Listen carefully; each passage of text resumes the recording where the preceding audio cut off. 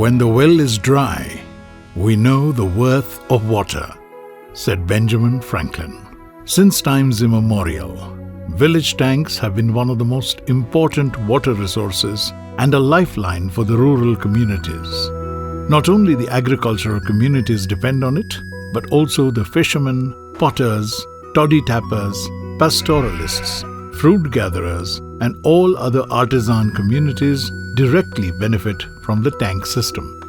A tank is a village water resource formed by constructing an earthen bund across a shallow valley to impound the rainwater runoff from its catchment area. The Telangana region has a rich heritage of cultivation and irrigation dating back to several centuries. During the Kakatiya era, the constructions of tanks were carried out with utmost technical expertise. Tanks such as Ramappa, Pakhal, Laknavaram and Bayaram, which were built by Kakatiyas during the 12th and 13th centuries, resemble seas, and they greatly helped agriculture and overall development and prosperity of the Kakatiya kingdom. The tank system has different functions like irrigated agriculture, soil and water conservation, flood control, drought mitigation, livestock, domestic uses, recharge of groundwater, and protection of the environment. However, this practice had been discontinued over the past 60 years, resulting in the siltation of the tanks, reducing water holding capacity, and ultimately rendering this once carefully planned system less effective. During this period, the Telangana region lost as much as 2.92 lakh hectares of tank irrigation.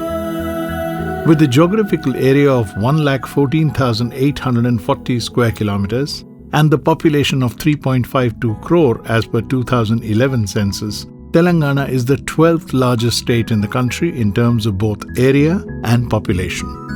According to a study by Socio-Economic Outlook 2015, about 56% of the state's workforce is directly or indirectly dependent on agriculture for a livelihood, and about 86% of the land holdings belong to small and marginal farmers.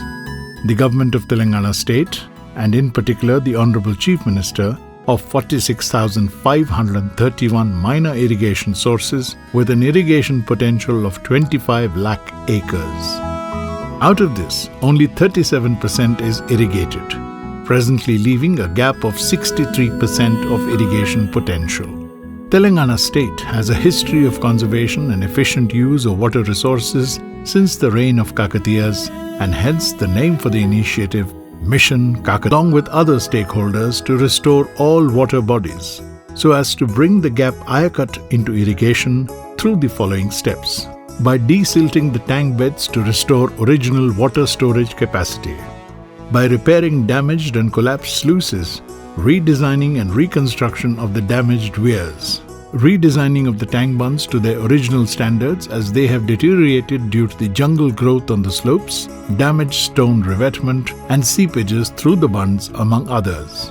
By resectioning of the irrigation channels to arrest the uncontrolled seepage of water for smooth distribution to the fields located in the tail end areas. By protecting tank submergence lands from encroachments. By supporting the tank-based livelihoods, by increasing productivity and profitability of agriculture, horticulture, fisheries, and livestock. Even as the desiltation is one of the main activities of the tank restoration, farmers are encouraged to lift the silt after being tested by the Department of Agriculture for its suitability to apply in the agriculture fields. Application of silt in the fields enhances water retention capacity of the soil and reduces the usage of the chemical fertilizers. As per the study conducted by ICRISAT in Warangal district, the application of silt resulted in savings on fertilizers and pesticides ranging from 2,500 to 3,750 rupees per hectare in case of cotton. An increase in the yield of cotton was to a tune of 1,000 kilograms per hectare. ఈ చెరువు మట్టి silt పూడిక అనేది చెరువులు రైతులు పొలాలలో తోలడం వల్ల ఆ రైతులు ఆ 3 బస్తాల బదులు ఒక బస్తే దుక్కి మందు వేయాల్సి వస్తుంది. దానికి రైతుల యొక్క దిగుబడి కూడా ఎక్కువ మొత్తంలో వస్తుంది. As part of the plan, the government has planned to restore 9,306 tanks every year. with an eventual target of restoring all 46,531 tanks in 5 years in a phased manner. During 2014-15, as part of the Phase 1, about 9,000 tanks have been successfully restored. The benefits due to this restoration have also been observed. మా చెరువులో నీళ్ళు వచ్చి కాకతీయ మిషన్లు వచ్చి మాకు మంచిగా జరిగినాయి. మా పశువులకు కూడా మంచిగానే ఉన్నాయి.